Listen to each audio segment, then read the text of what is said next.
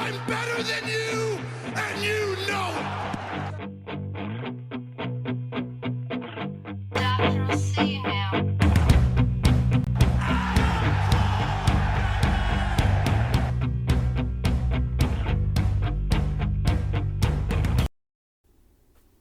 What's up, ladies and gentlemen? It is Brother Pyro back at you, and today we're recapping AEW's Forbidden Door, and joining me for this one, once again, welcome Desario. What up? Forbidden Door was a lot. It was. And not in a bad way this time.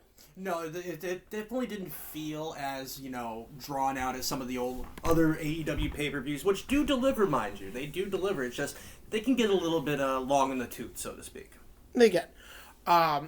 But live from the O2 Arena in London, Forbidden Door, why don't you take us into our first match? All right, so in the very first match that we have here, we have the reuniting team of Cope and Christian Cage taking on Luchasaurus and Kip Sabian. His name is Killswitch. Oh, well, I'm going to get into that in a second. So yes, he's introduced as Killswitch, but the crowd immediately is chanting Luchasaurus. Commentary immediately, that's something that he hasn't been called in a really long time. Yeah, and prior to them even coming out too, let's talk about Edge coming out and the crowd just singing Metalingus all the way through. Dude, I mean, how could you not? It's infectious. It is very infectious, and he hasn't really gotten that big sing-along moment that other superstars have gotten in WWE or even AEW when it comes to that. So it was really cool for him to really get that moment right there. Anyways, getting into the start of the match, Christian is a little hesitant to get in there. Brian kind of again, Brian Danielson being on commentary. Yes. Felt right. Oh, it felt right. But it's one of those, I love how he pointed out what everybody knew. Everybody in the ring, at some point, Kip Sabian, Killswitch, even Adam Copeland, have all somehow been screwed at one point or another by Christian Cage. Yep. And Danielson making the point out, he's like, if I was Copeland, I'd make him prove himself. Make him get in that ring. Make him first. start the match. Make him start it off. And it's like, that's a great point that he Dude. there. Dude. But yeah, we get some, it starts off a little bit with Christian and Kip Sabian until Killswitch gets to the ring. And then immediately Christian's like, yep, Cope, you're in. I want nothing to do with this. Yep, and we've seen Killswitch and Cope go one-on-one before, and we know those two guys can deliver inside the ring whenever they're paired up with each other. So nice little back and forth. Some other high spots in this match, which this match was more story-based driven than athleticism building. And I'm okay with that. I'm really good with that because, as we've said with AEW for the longest time, you need to have some contrasting matches that happen on the show in order to keep everyone hooked and everyone involved. And this did a very good job of not just, there were some good athletic spots, but people were more invested in the story with this match in particular. Yeah. Interesting chemistry between Killswitch and Kip, where or lack thereof, where Kip, in order to tag himself in the ring, just slaps Killswitch hard on the back. You could tell that there was tension. This wasn't a I'm teaming with you to team with you. This is he did me wrong, and this is just the only reason. This is just the only way I can get my hands on him. Yeah, and so because they straight up, you could tell there was no tag chemistry. They didn't want to be there together. It was kind of rough. I love Kip Sabian running away to tattle on Killswitch to Mama Wayne. Yeah, which let's also give some appreciation to Mama Wayne. She looked really good last night. Sir, you are married. I am. Your wife listens to us. I know. You won't get in trouble. That'll be worth it. Anyways. Wow! Anyways. Desario! Moving on inside this match a little bit. With this match, too, there was also a hilarious spot where Sabian is on Killswitch's shoulders. Oh my god! Yay! And we're trying to figure out what's going on exactly. And then Killswitch is like, you know what, screw this. It just backs up a little bit while Edge is on the top rope going, well, okay. Dude! He legit waited. Yeah. Sir, you're supposed to be helping win. Yeah. Not assisting the other team and taking out your partner.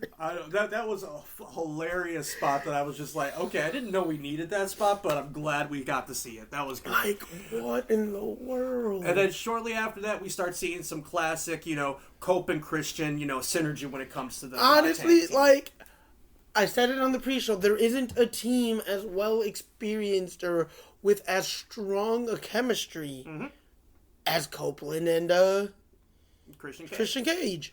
And it showed, like, think about it, this is the first time they've teamed up in like 11 plus years, in well over a decade. And there wasn't really a lot of rust. No, it was very, very seamless how they were able to get their styles blended back together again. We got to see, going towards the end of the match, we got to see a nice little classic. Christian throws Kip Sabian for a pop-up into the spear. Dude, that was such a beautiful spot. It was so well done. And so then picking up the win goes with Cope and Christian Cage. And a really good way to start the show off. It was a really good way to start the show. It wasn't like super high energy, super high paced. Wasn't, let's give a lot right off the bat. Let's ease the audience in. And I'm really happy we did, because the action that came to follow was, like, it continued to get better and better. It did. As the night went on. Going into our next match, the TNT title up for grab. Don Callis family, he's Kyle Fletcher, takes on Hiromu Takahashi. Yes. I was like, I'm looking because my phone also auto-corrected it, because like, I like to write down the matches to keep track of what went where, winners, losers, whatever. Yeah, you're cool. But also, my phone auto-corrected his name. So I was like, okay. Again, another not super high spot match, but a good one nonetheless. Yeah, I mean, Time Bomb is not known for like high flying, high spot matches, but he's still solid. Like, seeing the chemistry these guys have, like, they've never really interacted before. Like, not a ton anyway. But Fletcher, again, we said it. Thank you, Don Callis. That pained you to say. That really pained you to say. It did. Thank you, Don Callis, for turning Kyle Fletcher into the solo star we all knew he could be. Or at least speeding up the process. Because Kyle Fletcher as a solo star is really, really good. There was a lot of technical and ground game here. And I'm not mad at all about it. We got to see really what Takahashi wanted in terms of, this is probably going to be one of the last times we see him. He's not going to be around for much longer. He's up there in age. Nobody knew where he said he was going to be involved in Forbidden Door. Nobody knew to what degree, and then he made that intention clear. Mm-hmm. Kyle Fletcher, I'm not giving this up without a fight. I'm showing I can be this big star. And how do you do it? You beat one of the biggest names in New Japan, if not all of pro wrestling. Oh, absolutely. I mean, and then with Kyle Fletcher too, it's almost like we're seeing something new from him every single time. Every time he's in the ring, he's wrestling like he has a chip on his shoulder. I would agree with that. I would agree, because it's almost like he has to prove himself every single time he goes out there. And I'm not sure if that is trying to really separate himself from Ospreay or what, but whatever it is, it's working for him. It really is, and I'm really happy that we're getting to see this side. Do I eventually want to see maybe him turn on Don Callis? Yes. But let's let Don Callis continue and finish up the work that he is doing first. Yeah. Woo! Come on, make it through, buddy. I'm trying. I don't know what that was. But yeah, no. Going into like the closing moments of this match, though, Fletcher's able to capitalize on a very rare misstep. Yes, very rare.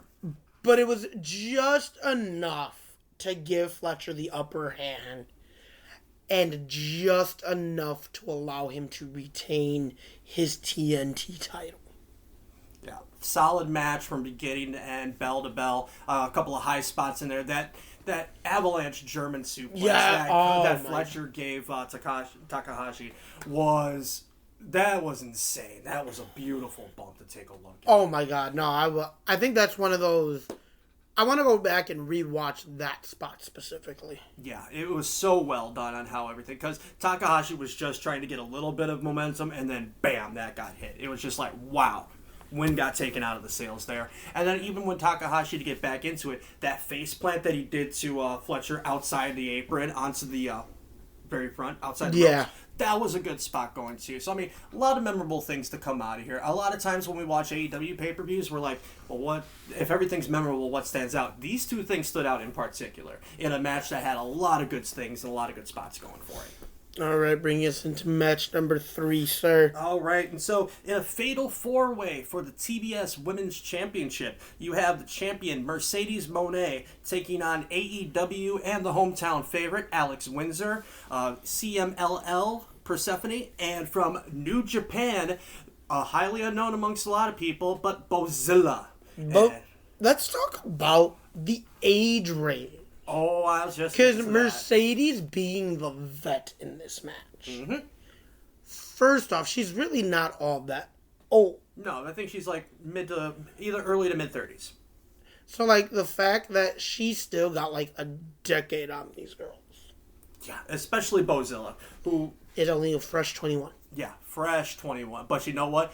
Her look and her size is her in-ring work ain't acting like she's only 21. No, and from New Japan and Stardom, she is learning with a bunch of excellent teachers, just as they do with every single person that goes through the dojos in New Japan and Stardom. So, I mean, she's learning the right things for the right ways, and definitely looked like a very big presence, especially in the very beginning of the match, where you have a bunch of strong girls and a strong women. She definitely showed that, she was the strongest of the bunch pretty early on. She definitely showed that she's gonna be here for a while. Yes, and obviously 20 years old, kind of like we were talking about in Heatwave with Joanne Evans, she's only going to get bigger. She's only going to get better. Only going to get better.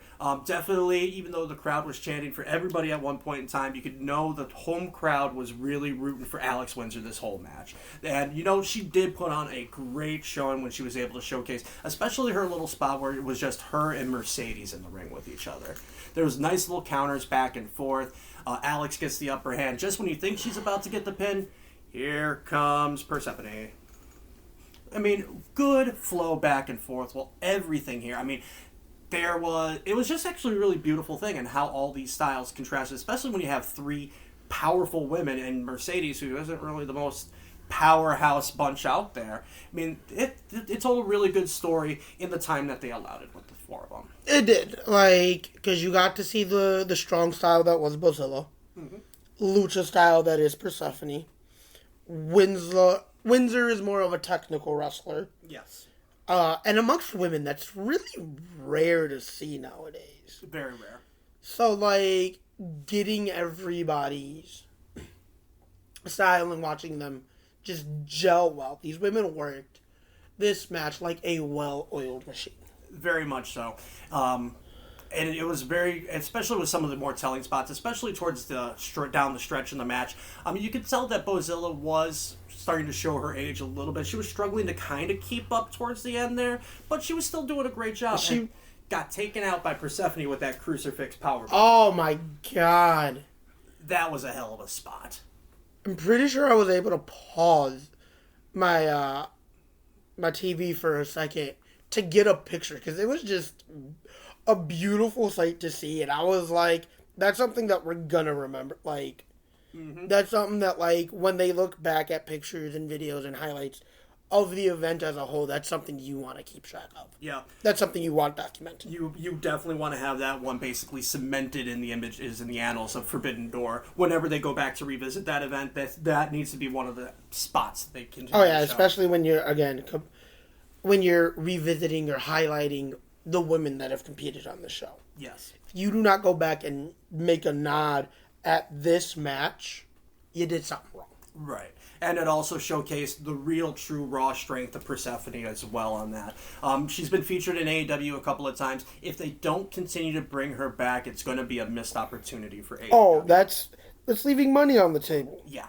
But going into the kind of closing sections of it, we got a beautiful spot with Persephone getting she took out Bozilla. She goes and takes out Alex Winder, but then the CEO comes in very, very sneakily and hits a reverse crucifix pin to get the 1-2-3 pretty much out of nowhere. Dude, no, honestly, like, I 100%, not only did I want Mercedes to not walk away champion, because I think they need to move on from her as TBS champion, but, like, watching the match flow the way it did, there was genuine concern that this actually might be the end of the title reign. Like, it was like I said, out of spite, I wanted it to end. And then watching the match, it was almost a believable thing. Yes. I mean, and let's give some credit where credit's due. Mercedes does put on great matches with 99.9% of the people she's in the ring. I've never argued that fact. I've never said anything against that. I know you haven't, but she actually did a masterclass in this particular match where she was involved in some spots, but for the most part, she let the other women get their shine, get over with the crowd, while still getting some of her stuff in and coming out on top. I will say I do appreciate that she was able to, like, back off just a little bit in this match, because we've seen her do multi-man matches or multi-woman matches where she's got to kind of be that center of attention. She's got to be involved in everything. And nobody else is getting a true opportunity to shine without her. Like, she's able to put on a great match with just about anybody. She's able to work with just about anybody. But at the same time, sometimes you gotta, let everybody else be able to work with each other. Because if you're constantly there working with them, how are they really going to grow on their own? Exactly, right. And she needs more. Great, you're going to elevate them, but if they can't get themselves over, if they can't elevate themselves, you're not doing anybody any favors. Yep. So her letting the young talent really have their moment, and I think that's also a good way to see, like, all right, I've been here for a while. I know how to spot this talent. I know what can and can't work. How do I scout what's next for me if I'm just in there at all points? Right. And that's a great point. Now, with that being said, with the result on this, as they pointed out, this is her 19th successful title defense. Where does Mercedes go from here? She's got 9 titles right now, dude. She needs... Honestly, where you go from here is she has to drop this one. She needs to focus on those other titles. And maybe eventually you work her back into the world. Uh-huh. I see where you're going there. Do we really want that? Do we really want it? No, but do I see that being the direction that they're going to end up going? Yes. Eventually, they're going to work her back into the world title picture. Well, let's just hope there's a new women's world champion by the time that happens. Let's hope she isn't, Let's hope Mercedes has alleviated some of the gold. Some of the gold and, cleared some room on her plate. Well, I'd like to see her work with Megan Bay. I would love that. I would love to see that. Because, she's eating right now, though. Ain't nobody else really eating. She's being a little greedy. We need to spread and share some of the wealth. It's the only way to try to get a little bit more diversification in the AEW women's division for both the TBS and the world title by building up. And I think Megan Bayne would be the perfect person. Dude, Megan Bayne, I think, is going to be the best next opponent she could have. I agree. So why don't you take us into the next match we got going on? Oh, the match I think I was most excited for. I know you were. IWGP World Title on the line. Zack Saber Jr. defends in his home country against another fan favorite in London, Nigel McGuinness, who made his in-ring return at the O2 Arena last year at All In. Speaking of which, I don't remember where at one point they did touch on next year's London event. We are getting All In London yet again. Back into the O2 Arena. Love to see it, because clearly the fans in the UK are enjoying every moment. Absolutely, they are. Whenever they can get a taste of the major promotions, they will be there. They will eat it up, and they treat it like an event. Dude, international fans are the best. They're engaged from beginning to end. They're loud. They're having the time of their life. And I think these guys feed off of that. But back to the match at hand. In a technical spectacle is what it was labeled. Yep. Two of probably the greatest technical wrestlers in the world. Getting to hear Brian talk about this. Having, sharing his history with both men. Being able to talk about his experience in the ring with both men really tied this together. McGuinness, after, winning this opportunity via Fatal 4-Way. Daniel Garcia, who was also a member of that Fatal 4-Way, accompanies him to the ring. Now, this match is exactly what you thought. We started with the lockup. A lot of chain wrestling. Bunch of catch-can wrestling. Exactly. A lot of groundwork. A lot of joint manipulation. Oh, my God. It was beautiful at that one point when Saber had his hands and Nigel was trying to break free. He still gets the middle finger up. Yep. We still managed to see Nigel being Nigel. Yeah. At one point, this is like mid-match. Saber's going for the pin. Garcia. I don't know if this was I just hope I didn't get caught, or if he was intentionally trying to cost Nigel the match. But you see him, Nigel's able to break free from this via rope break.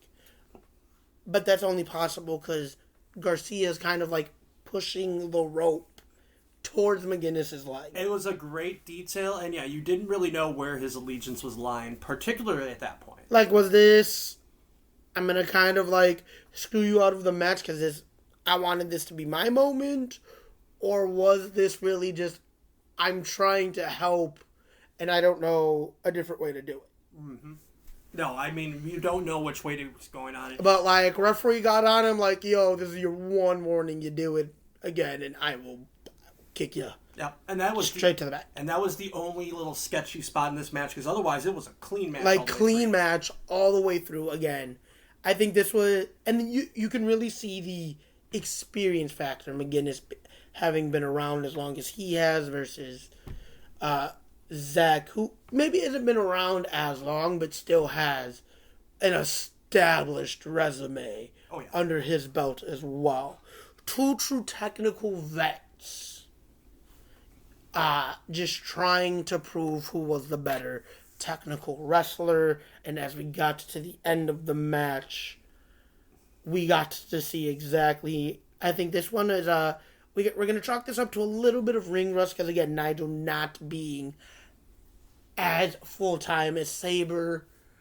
If you see where I'm going with this, Saber was able to retain his gold. The small show of respect, though, at the end, like, oh yeah, you can tell this meant a lot to both of them. two Englishmen being able to do this in front of a London crowd at the biggest arena that they have to offer for probably one of the biggest prizes, you can tell, like, both men understood the magnitude of this moment. Yeah, you could tell they really understood. And then also post-match, you also got a little bit from Daniel Garcia with that look of disgust on his face with Nigel losing the match. And it's kind of wondering, is that where they're going to lead with those two? I think we get this. I think we're going to maybe see a small feud with Daniel and Nigel coming into play. Well, they gotta need to, because Daniel Garcia's got all the screen presence and charisma of a wet sponge. But also, let's also look at the flip side here too. Zack Saber, by retaining that title, he now has the, well, do we say privilege of taking on Takeshita at New Japan for the world title? Is it really ever a privilege? That's what I was gonna say. When Takeshita's, like, it is an honor to face a man with such an established legacy in the world of pro wrestling, especially in New Japan. But is it really ever a privilege to sign up for that level of a beating? Because you know he's going to beat you. And that's he's gonna make you hurt. Win or lose, you're gonna hurt. Yeah, I'm looking forward to seeing that match when they announce it. I'm all for it. Moving into the next part of our show here, we have the World Tag Team titles. It was originally announced to be an eliminator match, but then they said at the beginning, oh, it's a non-elimination match. Okay, well, interesting little switch there, but that's what they do. AEW is now changing things on the fly, which we'll get into that a little bit later on as well, where you have the Hurt Syndicate walking in as champions, taking on FTR and BroDido. Now, this was a lot of fun to kind of watch at the very beginning, especially when it was BroDido and FTR going against each other. I mean, we just saw it this past Dynamite, where they went to that 30-minute time limit, but it's almost like they picked up right where they left off. Oh, yeah, there was definitely no wasted motion here. Mm-hmm. And even with the fluidity between those guys, it kind of, Hurt Syndicate kind of was a little rough getting out of the blocks on this one. It's almost like they couldn't keep up with these two teams. And that's a little odd, especially considering FTR is not exactly the fastest team out there. But, like, you're right, but you also got to look at the way Lashley and Shelton have really played the game. They are a lot more slow moving. They are a lot more methodical, a lot more precise with their movement. They are very, very much Whereas FTR may not be the fastest, but they're kind of that hybrid where they can jump between both when needed. And here's where both teams messed up. They let BroDido dictate the pace of the match. Oh, yeah. Early. Yeah, if by having that fast pace, it definitely took everybody else out of their game and made them match up to them. Especially when Bandito was in there just going all over the place. And when he made the tag into Brody, and Brody just tossing Brody for a big man moves quickly. He is so agile. Yeah. And speaking of Brody, let's talk about one of the great visual moments we saw is when Bobby Lashley tagged in to go face-to-face with Brody for the first time. One-on-one at some point down the line, please. And please, we will be right there for I'm glued to my TV. Good luck getting me to move. But both men just, not backing down from each other, taking each other's best punches, best hits. It was, Neither man really willing to give an inch. No, not at all. But then we start getting, more teams involved. So now we're starting to figure out, well, who exactly is the legal man? Well, we kind of lost that a long time ago. Yeah, the ref kind of didn't seem to know either. Well, then we get a spot. This is why I say when you're doing like a triple threat or a fatal four-way tag match, one member from each team legal at all times. Yeah, just keep them all in there. That way it's safe for everybody to keep an eye on. Because instead of me being able to tag anybody from either any team, now you have to only tag your partner. And again, you know who's legal. Yeah. Because it's usually one of everybody. Ain't that the facts. But then moving in a little bit towards later on in the match, Hurt Syndicate did isolate Bandito for a very, very successful period of time to try to keep everybody out of there. Crowd really wanting King back in the ring, but they're like, no, this is our pace now. We are going to dictate this. And it worked for a little bit on there. Crowd went wild, as we said, for everything that came through. But then coming towards the end of the match, we get 3 masked men coming down to the ring, and they pull the Hurt Syndicate and start beating the hell out of them all up the ramp. Meanwhile, while this is going on, Brody King takes a chair shot the likes I have not seen in a while straight to the dome. I was a little concerned for that man at that point. It's Brody King. I'm more concerned for the chair. Fair point. But then who were the masked men that we had coming out? Well, it was Ricochet and the Gates of Agony. Perfect. They've been in cahoots for a while. Why did they do this? What was the whole motivation? Well, you can kind of go a couple of different ways depending on how they explain the storytelling. It could be that Ricochet felt slighted by Hurt Syndicate a year ago when they, didn't want to take him in.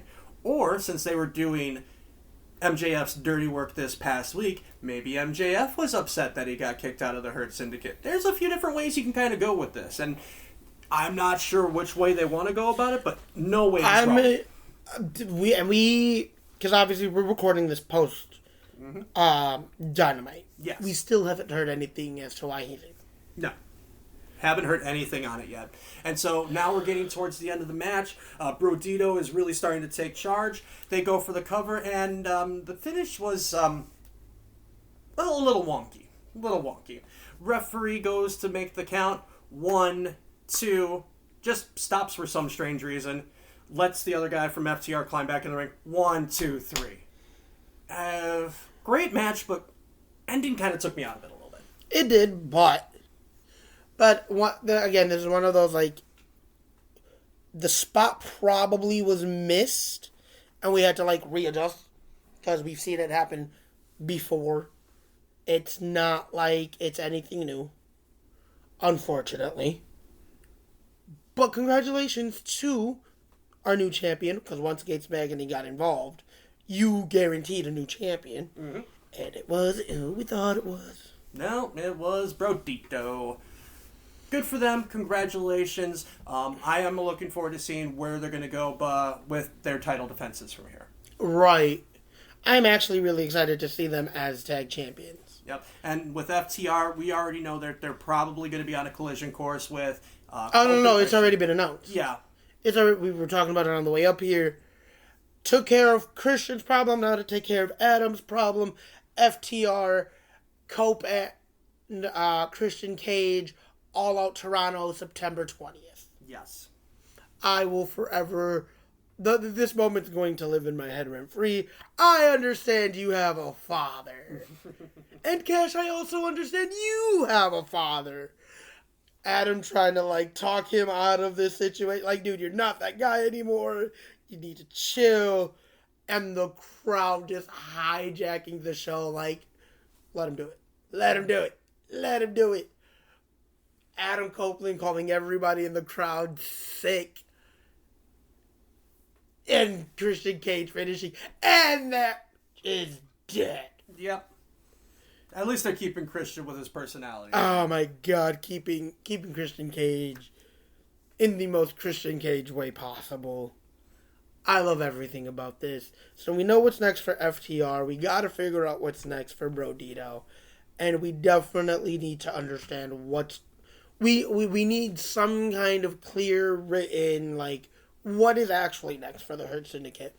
Outside of this feud with Ricochet and the Gates of Agony and possibly MJF, what are you going to do with Benjamin and Lashley? It's a great question. Are you going to keep them a tag team? Are you going to have them chase singles glory while still kind of being a unified front?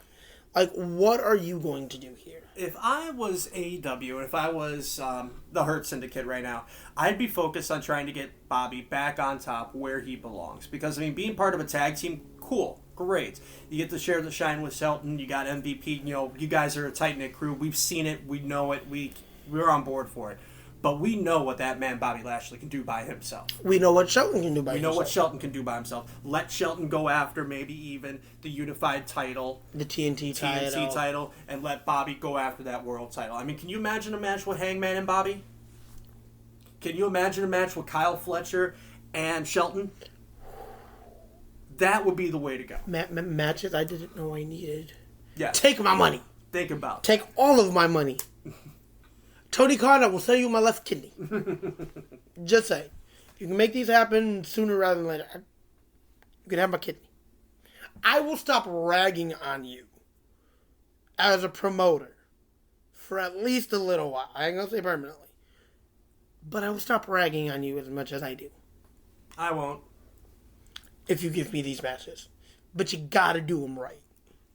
You gotta build them the right way. Here's hoping.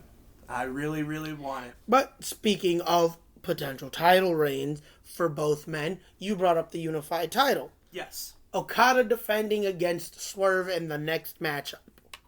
This match contested under what? Continental rules? Continental rules. Okay. So nobody at ringside. Don Callis kind of got to... He circumvented. He found a loophole to that rule. Yeah, to be on commentary. By being on commentary. Why do we let this happen? I will say him staying on commentary and not actually getting involved at any point in the match made me happy. Then. Yeah, he for once followed the rules. And that's not something that is easy for him to do. Nope. But Okada really... This match, as soon as the bell rang, both men started going. Okada did the smart move. And one thing that they have touched on was about a year or two ago, Okada, Forbidden Door, I think that's number 1. I think that was like 2 years ago. That's what I'm saying. Like, oh yeah, 2 years ago was his first Forbidden Door, yeah. He's representing New Japan. Now he's representing AEW. Now he's on the AEW roster. But Brian talking about his history with both men, how these are probably two of the toughest guys he's ever faced, how he, mid-match with Okada, broke his arm and kept going. How Swerve probably gave him the toughest fight he's had. As we're taking moments outside, Brian saying Swerve has stated he's one of the most dangerous men. I think when you really look at it, Okada's one of the most dangerous men in all of wrestling. Why? Because he's not as vocal about it. He just knows a lot of different ways to freaking hurt you. Yes. And Swerve definitely felt that Okada did the right thing going after the bum knee on Swerve. Like, Swerve came out, knee braced up, taped up, whatever. He put a target on his back once he, let that knee injury really be known. Mm-hmm. Okada played into that. But it's not like Okada really had much of an advantage because everything he threw at Swerve either had an answer to or was able to throw something just as malicious right back.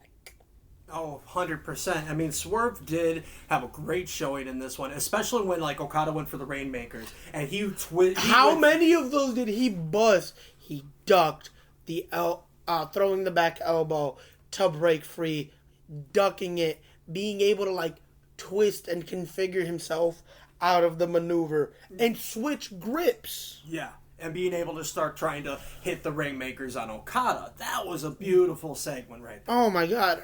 Let's talk about how he's able to, he was able to switch one of them up and was able to transition it into a house call. Yeah. I kind of popped on that one. I did not know that was possible. I didn't either. But Swerve is definitely a student of the game, and he has definitely done his homework on Okada, and it showed with this match right here. But again, they talked on it. You saw it if you paid attention. Swerve knee was definitely giving him trouble during this match. Mm-hmm. You saw it when he came down from that Swerve stomp. Yes. He definitely hesitated, and I think those momentary hesitations to deal with the aggravated knee hurt him and cost him a lot of time in this match. Easily. I mean, especially... You don't want to give somebody like Okada time to recover.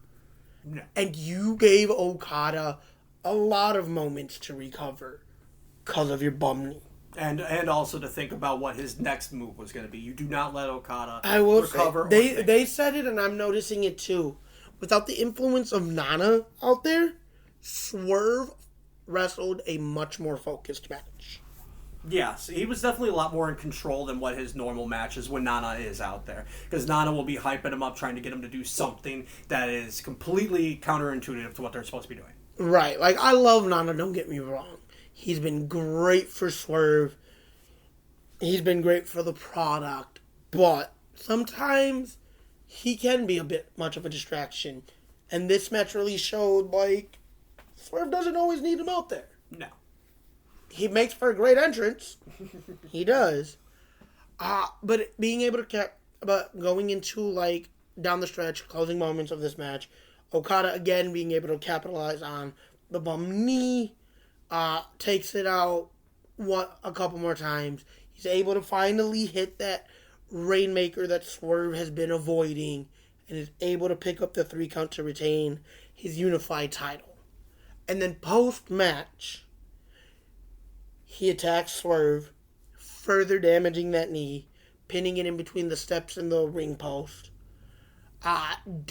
Swerve is definitely going to be needing medical attention. I'm wishing him a speedy recovery. Oh, absolutely. I'm wishing him a speedy recovery. You hate to see this being the fate to a star like Swerve, but you definitely need to.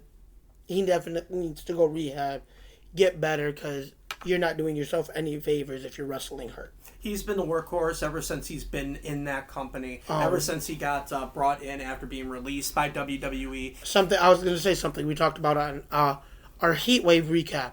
A change of scenery is sometimes exactly what you need to reinvent yourself. And he definitely did. And this wasn't I re-elevated myself, or I refound myself. No, he reinvented himself from the ground up. He definitely became somebody that, if his contract were to ever expire, if he would ever choose to want to part ways with AEW, every company in the world needs to be looking at signing Swerve and letting Swerve be Swerve. Yes. Like, don't try to diminish him. Don't try to rewash him. Don't try to rebrand him.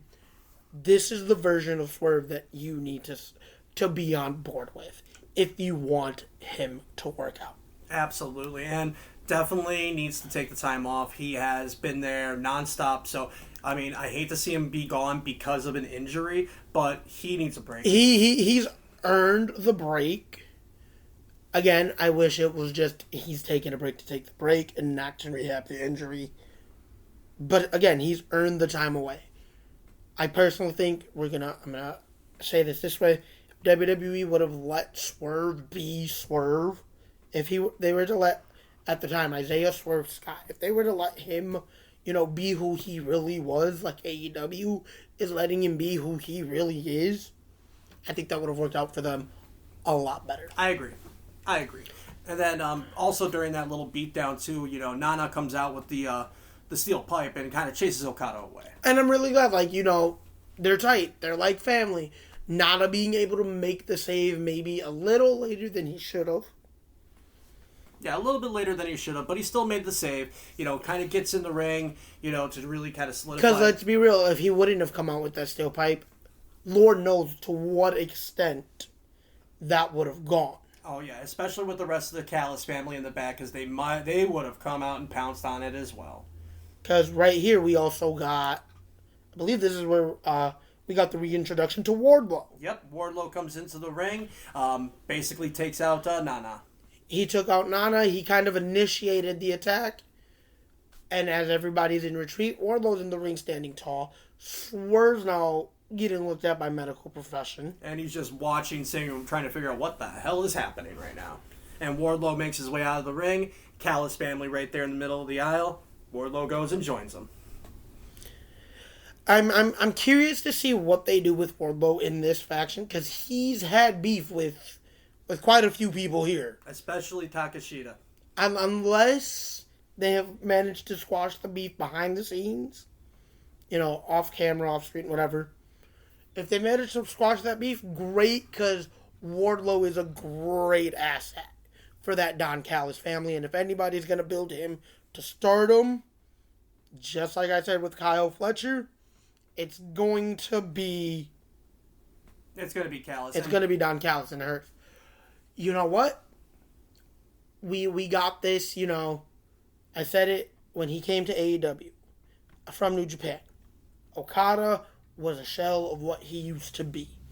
I think his alignment with the Don Callis family and him pulling away from the Bucks and the Elite has slowly started to give him some of that former glory back. It is starting to give him a little bit more of that former glory, and considering that we're not seeing him come out on TV every week and calling people bitches and, throwing the middle finger up.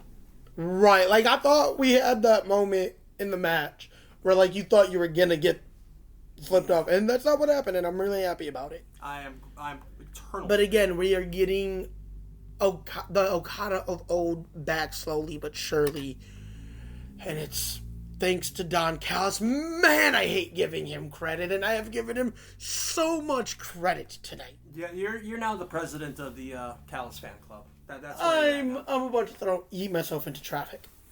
Anyways, well, moving on to our next match, we have the AEW Women's World Title match between Timeless Toni Storm and the forever champion of Ring of Honor, the goddess Athena. Now, this was a fun match, but let's talk entrances real quick. What the hell was Toni Storm wearing? What the hell was that look? I don't know. I mean, I get the whole kookiness and trying to be, timeless, but when was that look ever popularized and filmed? Never. It just looked goofy, but I know that's how Toni Storm is supposed to be. But, we'll dive into more feelings and thoughts of that later on. But I thought Athena looked really, really strong in a lot of this match right here. It's definitely showcased her to AEW the way she has been, or should have been, for a while. I mean, she is, being on Ring of Honor and being the champion for over 1,000 days, great. Love that for her. Love being the record. But you know what? It's not quite like being on the main AEW television show right there, where she belongs. I mean, let's just be real. And especially with her alliance that she has going on right now, that is just a perfect pairing. I'm sure you would agree with that. Oh, yeah. We've talked about it on the pre-show. We've talked about it off air. It's done wonders for her. Speaking of her alliance, let's talk about how quickly Billie Starkz was rendered useless. Oh, God. Well, she was rendered useless, pretty quickly, but she still was trying to make a little bit of an impact. But then, she was gone for more than half the match. Yeah, Mina Shirakawa coming out and basically chasing her off. With not much effort either. It wasn't like there was a big chair shot or anything else. No, Billie Starkz did get involved, pulled the chair from under the ring, and once Mina was able to pull it from her, you knew. Yeah. And then, let me get away from this. Yeah, I'm going away. So she eats a Storm Zero to start the match. Yeah. On the outside. Rendered her completely useless, really making this a one-on-one match. Yes. And a very good one. It was a very good one. And again, we're going back to Danielson on commentary because there were points and moments where you could definitely tell Toni was selling the neck injury going on with that. And you have Danielson really explaining because he's like, hey, I've had this happen with me too with this neck injury. Or you've had Excalibur ask him hey, or Shivani ask him hey, you know what it's like to wrestle with a messed up neck. You understand what she might be feeling or whatever? Yeah, I mean, it was a great way to sit there and as we've always said about AEW, one of our biggest gripes has been storytelling. We haven't had people on the commentary really helping us evolve the stories. Danielson was evolving the stories in every match he was involved in, and that was a great thing to kind of see. Going into some of the finish on this one, you have the two women really kind of going to blows, back to forth. Got another Storm Zero that kind of came out just when you thought when Athena was going to take the reins. And for a disappointing finish, Timeless Toni Storm wins the match. But I will say this isn't going to be Athena's last time. If this match had any indication of her title reign in Ring of Honor had any indication of what they want, what they're going to do with her in the future, they're building her back to this moment. If you're smart, You're right. And then these women in this match did have moments where they flowed together beautifully, but I think they just need a little bit more of an extended program to really flesh out a lot. Right, because this really there wasn't a ton of build here. I genuinely feel like with the right build, you can get a lot better of a product. Yes, and so I will be excited to see that one. And then, kind of like we were talking about with the TBS title, where does Toni Storm go from here? Right. Where does Athena go from here? Really, because she still has that women's Ring of Honor women's title, or the Women of Honor title. The Women of Honor is what they call it. Thank you. I was just like, I know it's actually got a specific name, but like, where does she go? Because like, we're approaching 1,000+ days as champion. Are you really gonna tell me she's gonna continue to, hold this title while inevitably being projected into the AEW women's title scene? See, what I would do with Athena at this point like, is there any plans for her to drop it anytime soon? Like, what's the plan here? What I would do if we were really focused on getting Athena into the main picture, whether it be TBS title or women's title, doesn't matter at this point. We needed something better for her at this point. Have Athena drop the title to maybe somebody else who isn't being utilized all that much, but we know that can go, and that's Deonna Purrazzo. I forgot she was a member of the roster. So yeah, drop it to Deonna Purrazzo. That way you can clear a way to it'd be a credible opponent, match. And then that way you clear it to get Athena over onto AEW side, and then we can get her involved into some more of the higher end matches. There we go. But again, like, I do want to know what is next for Toni Storm. She's hit her ceiling. She has. This character has run its course for sure. Yeah. I mean, the only thing that's left right now is maybe a feud with Mina Shirakawa, but we've already seen that. That's it. Like, what do we do now? Yeah. But anyways. But from Women's World Championship to the Men's World Championship, technically your main event. It was the main event. It was the main event of Forbidden Door, and I air quote that because obviously we had the lights out steel cage, which technically doesn't reflect anything on the AEW record. No, the match just never happened. The match never happened. It's unsanctioned. It never actually officially happened. So your main event of Forbidden Door, your AEW World Title, Hangman Adam Page, MJF to run it down. We had a few different set of rules, basically taking away the champion's advantage. Whereas, because with count out or DQ, title can change hands. Yeah, which that even that rule wasn't followed later on in the match. Yeah. But, so, obviously the match starts business as usual. MJF being MJF. Trying to do all these little small things to get Hangman to lose his cool. Trying to steal the match right out the gate. Right out the gate. Brian talking about how, again, Brian being on commentary helps elevate the match.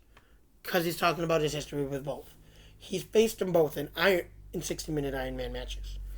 He talks about how when Hangman won his match with him, he beat him. He actually beat him. MJF looks for the easy way out. And that's what MJF is designed to do. They talk about... I love that they touched 6 years ago. 2019. The first match for the Dynamite Diamond Ring found these two in the finals of that tournament.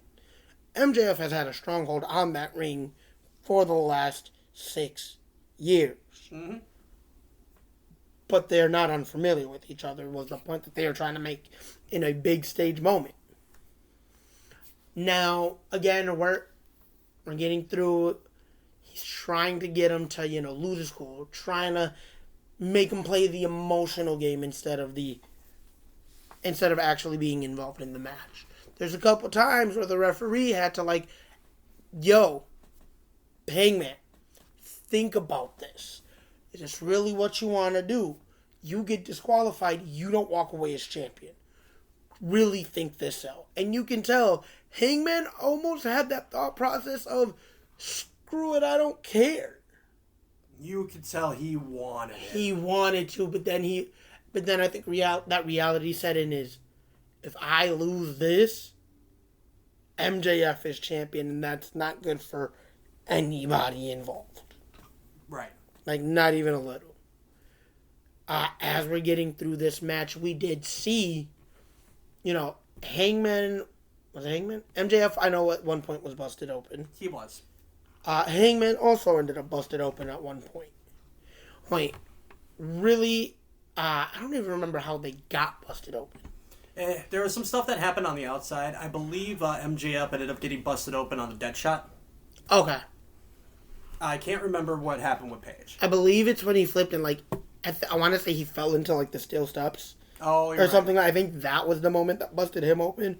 But MJF introduced the table from the timekeeper's area.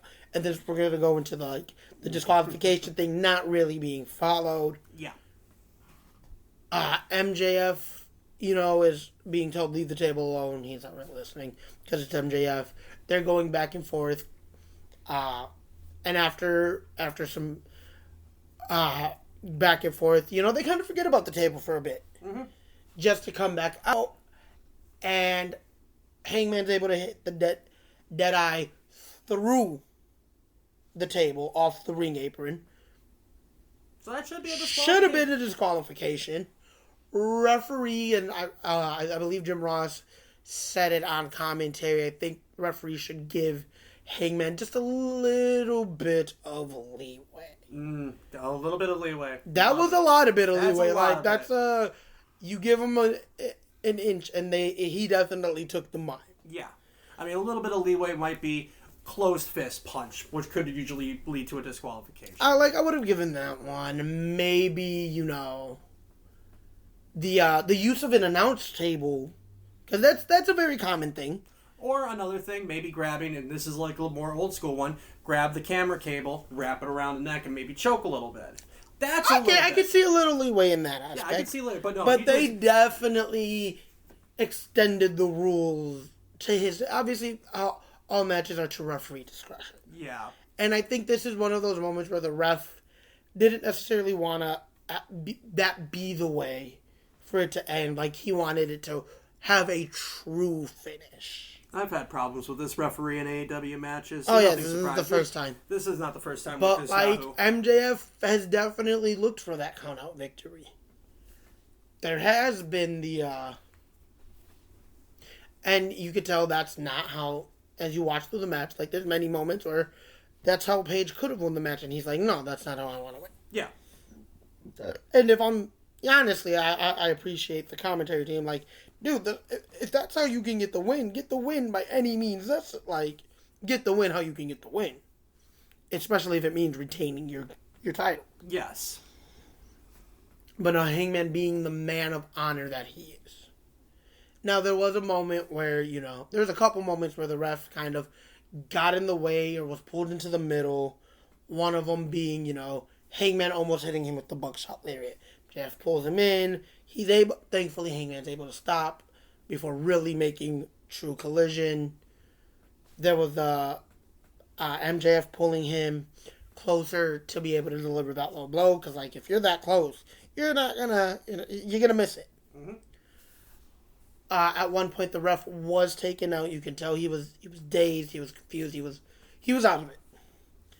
And as as MJF is going for the 3 count, after finding that Dynamite Diamond Ring again, because at one point he pulled it out, he tried to get Adam to use it. He spits at Adam. Adam puts it on. Ref again, hey, don't do it. You're gonna get disqualified. Adam throws out the ring. You hear it hit. I think it was the commentary desk, because it was once again retrieved, revived, whatever. You can tell MJF is going to use it. It doesn't really work out in his favor there. Ref is taken out. Mark Briscoe's music hits. Mm-hmm. Hits after the ref had passed out mid-count, I want to say. Or towards the end of a count. What should have been a 3 count. It was a very weird finish. And how It was. Because ref, you can tell, was trying to, like, reposition. Hangman is able to get his foot on the rope mid-count. How ref kind of passes out, doesn't get to see what really happens. Mark Briscoe's music hits, he's coming down, he's ready for revenge. He's wanting to put hands on MJF. Security is stopping him from, getting involved in the match. And something you wanted to point out. Yeah. So you're going to stop him from getting involved in a match, but you're not going to stop MJF from attempted murder? I know. That makes absolutely no sense. Security, don't go in there and beat that man down. Even though he almost killed you. Even though he almost turned you into a human barbecue. Even though he was attempting to set you on fire. On live TV, mind you. So, I mean, it's like, what sense does that freaking make? But he's able to, and I said it, post-match, Mark Briscoe comes down and him and MJF go at it, fine. Yeah. But I do understand not wanting to get involved in the match. Referee starting to come to as MJF finally noticing Hangman Page has been on the rope for a while. He goes to remove the rope. Ref comes to as he goes to remove it, as MJF goes to remove Hangman's foot. Ref is like, look, his foot's on the rope. That wouldn't have been a valid count anyway. I don't know what to tell you. Like, how about we just continue the match? The match is going to continue. It wasn't really a restart. It was we're going to keep it going. Yeah. Hangman is able to, regain control of himself. He's able to hit that dead eye, hit the buckshot lariat, and walk away champion. Walk away still champion. Yeah, it was a great match from the beginning to bell, because, we know these guys can deliver in the ring They've done it before. They've done it before.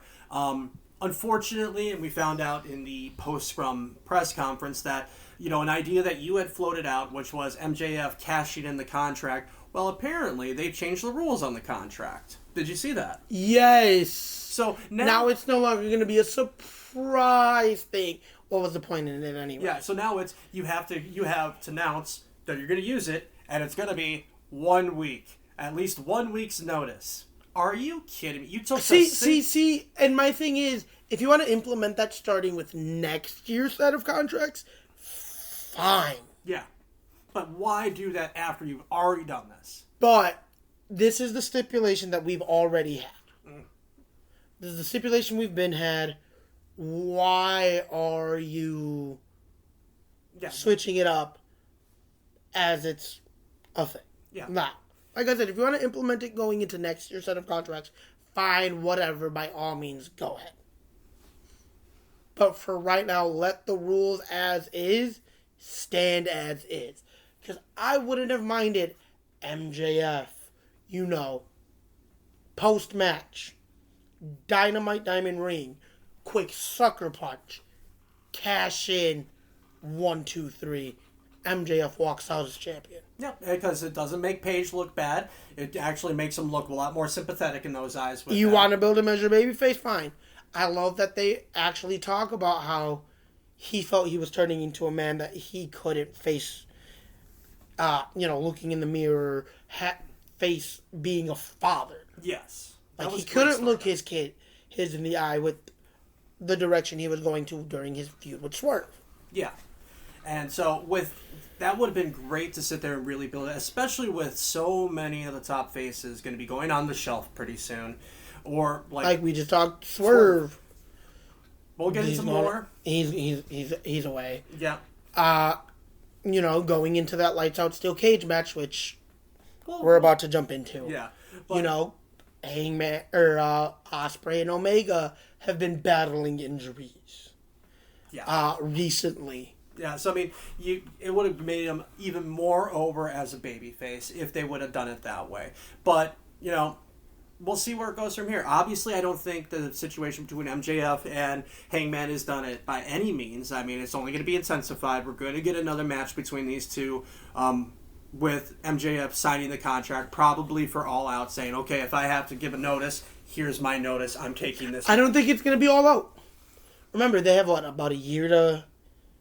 I don't know how long they... I think the contract's a year. Yeah. Okay. We have, Revolution coming up. We have Full Gear coming. I don't think it's going to be all out. I think it's going to be later on. I think he's going to hold on to it for a while. We'll see. I mean, really tease it. Yeah, we'll see. But unfortunately, is it really a tease when you have to give a week notice? No, yes and no, because it's like, all right, I know I have a week to prepare for this, but at the same time, how good is having that week to prepare when you don't know exactly when that's gonna be? Yeah. Like, again, I have a year to play with. Now I can, am I gonna cash it in now to, am I gonna announce that I'm gonna cash it in for this to do it here? Am I gonna tell you that I'm cashing it for this event when really I'm gonna hold on to it for this one? Really play those mind games. Yeah. So, you're right. That'd be pretty good. But now, let's move into the match that didn't happen. It's unsanctioned. Exactly. I mean, this match, technically, why are we even talking about it if it didn't happen? I mean, you pose a good point. Anyways, we have the lights out 12-man... Was it 12? Yeah, 12-man. 10 men. 10 men, sorry. Your team consisted of Ibushi, Tanahashi, Will Ospreay, Omega, Darby Allin, and then Gabe Kidd, Moxley, Claudio, and the Young Bucks. Yeah. That's only 10 people. That's 10. I'm sorry, by the end of this pay-per-view, it was a little bit of a long night. And sometimes, Claudio, he can kind of fly around and be in two places at once. He can definitely count as two people, and then if you want to, count Marina Shafir and Wheeler Yuta, who were present for the match. And one of them took a spot in the match. You're right. So anyway, but let's talk about something that happened. Let's talk about the actual match. Yeah, the actual match. And also before what happened. You had the Bucks in the back basically demanding that they get their theme music back, and they wanted a big bag of weapons to take out to the ring. Well, they got their theme music. Their very first theme song. Their very first theme song. The classic by Hanson. Bop, bop, bop, bop. And just the look on their faces. Dude. Was... I think I rewound that, and I had to rewind and rewatch, because I was in tears laughing so hard. It was great. It was great. But then let's get back into the action, get inside the ring. And one of the first things I noticed when we seen all the competitors in the ring kind of just staring each other down. We were talking about this on the way up. And I'm looking at, Team Ospreay, and I'm like, why is Darby Allin the healthiest man out of all these guys? What does that say about you guys? What does it say about your team? Darby Allin is your healthy. Yeah, because, Kenny, he's looking a little worse for wear. Omega, he is... Oh, yeah, we already said Omega. Ospreay, he's got his neck injury. Tanahashi, he's got his legs and his back. He's been battling for a while. And Ibushi, well... It's Ibushi. Ibushi might be the only other healthy member of this team. But who knows? He's probably got a broken leg somewhere, and he's going to hide it and have the match. He's done it before. That's fair. So, it's odd. It just struck me as odd that, your healthiest member is a guy who likes to break his foot and get hit by a bus and then go climb Mount Everest following, all within a year. It's literally the equivalent to Spike Dudley. Yeah. Very much. Darby Allin is the modern day Spike Dudley. Yeah. And so we had... willing to take all the crazy spots. Well, at least they didn't have the big pane glass like they did for that Sting retirement match this time around. Thank God. But a lot of high spots, a lot of crazy, insane crap in this match like we would normally expect. At one point in time, I'm going to go in no particular order just because the spots are so very vivid. You have Darby taped to a chair and having a fork being driven into the side of his skull ear. It was the ear that was already busted open when earlier in the match when he took that ladder spot. Yes. Or, again, another Darby moment. Claudio just... throwing him over the rope into the cage. And he basically ping-ponged himself and he bounced off like he smacked rubber. Yeah. That was a very disgusting spot. We get to the Young Bucks, too, who they want to get into their, big bag of goodie weapons, and... Gummy bear! Oh my god, the look on their faces when they started pouring that out. Can we talk about how later in the match, Ospreay started eating them off the mat? Yeah, Ospreay with one of the hidden blades out to one of the Bucks, still on the ground, grabs a handful. No, one of my favorite hidden blade moments. Oh, I know we talked about the hidden blade, one wing angel combo. Yes. It wasn't that. Really? It was, the Omega and Ibushi hitting that golden trigger. Oh, yeah. And then using hit and Ricochet. Ospreay using, I think it was Matt, to propel himself to hit that hidden blade onto Nick. That was beautiful. Or the tandem moonsaults from the turnbuckle supports. Yes. There was so many things to keep track of in this match because it was, by every definition, chaos and carnage. Yeah, at one point where I got a little worried for one of the good guy competitors, so to speak, is Tanahashi being alone in the ring with all the members. Dude, him fighting everybody off was insane. It was, and it showed why. By the way, something you pointed out on the pre-show, or you wanted to joke about. Moxley wasn't the first one busted open. You know what? You're absolutely right. It was Darby, and then Ospreay. Yeah, I was sadly proven wrong. But you want to know what? I will take that bet every single day of the week. And 9 times out of 10, you'll probably win. And 9 times out of 10, I am going to be correct on Moxley being the first one to be busted open. Well, he wasn't busted open. But as Tanahashi is, starting to lose the battle a little bit, Ospreay coming back in with the save, trying going all the way around. That's after Tanahashi ate a neutralizer. Yes. And so I was a little worried when Tanahashi got that neutralizer because that was prime for the Deathriders and company to take advantage. Yeah. And then, you got Moxley trying to hit paradigm shifts all over the place. He actually does hit a couple, but doesn't really get the full extent on it like he normally would get. Yeah. Well, I mean, it's kind of hard to hit the full extent when the ring's a little crowded. Yeah, so with the V-trigger, the one-wing angel that got hit, which, again, beautiful thing right there, Wheeler Yuta finds himself involved and starts, scaling. And who's going to scale with him? Darby. And of course, it's going to be Darby. And Wheeler ends up taking a nice little pratfall off the top of the cage, through a table.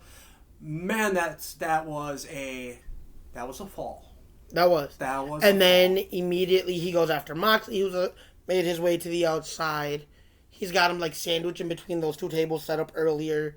And as he goes to jump off, Gabe Kidd eats him at the top. Yep. And then they have that moment where they go crashing through both tables as Marina Shafir was able to pull Moxley away for safety. Yes. I mean, people are getting taken out left and right at this point. And rightfully so. In this type of match, you're going to have casualties. You're going to have bodies just over the floor. Let's move into closing moments, because if we break down every aspect of this match, it's going to be... Yeah. This episode's never going to end. We're going to get into the final layer. So, Matt Jackson is left alone in the ring by himself, which I wish it would have been both Bucks, but you know what? Just being Matt is fine. Everybody else has kind of been neutralized at this point. Yeah, so he's left in there for that hidden blade, one-wing angel combination. You get a high flow from Tanahashi coming from the top, and we got a pinfall victory. Or do we? Because it's, unsanctioned. So, I mean, we don't even have a match here. Technically speaking, match that didn't happen is over with Ospreay and company picking up the dub. Post-match, they're kind of celebrating. Everybody's showing signs of respect.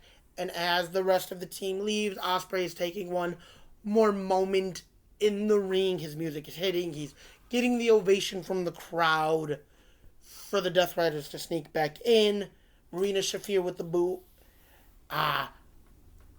Moxley's hitting DDT. After DDT, they wrap that steel chair around the neck, knocking him out as Omega and Darby are trying to claw their way back in with